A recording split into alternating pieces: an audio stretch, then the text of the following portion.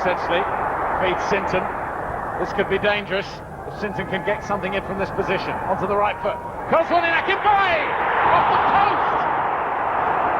And Cernacek hopelessly beaten as goal number 12 beckoned.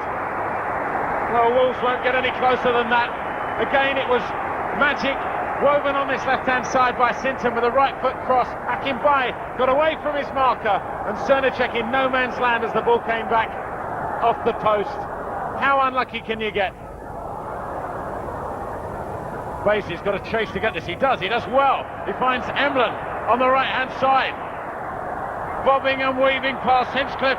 It's a delicate looking tube, it's gonna go in, and somehow it ended up the wrong side of the line. What a brilliant overlapping run from Emlyn, a teasing cross.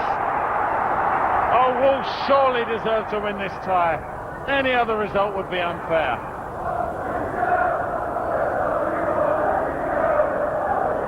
Well, Wolves have the initiative.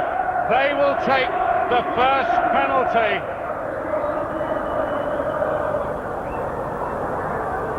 And it's going to be Keith Curle, of course. He is an excellent penalty taker. He scored 2 this season, and he's taking the first of 5 for Wolves in this fourth round replay at Molineux. Wolves need to start with a goal, and they do.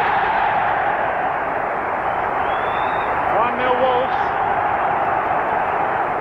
For Sheffield Wednesday, it will be England international Andy Hinchcliffe, and the Wolves fans are trying to boo this penalty out of the ground.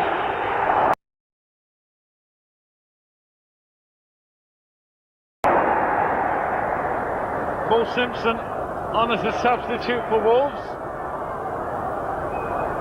and an experienced man will take this second penalty for them. And Cernacek has saved it. Young, the most delicate of penalties. 4-goal Michael Branch takes one. Oh, he's wide.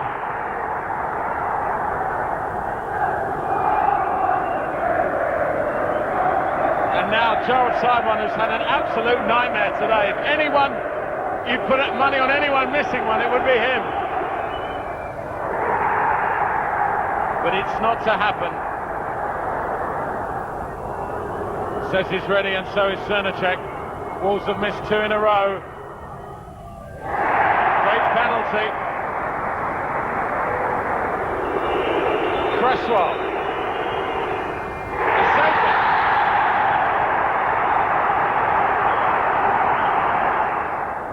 Next up is Steve Corica.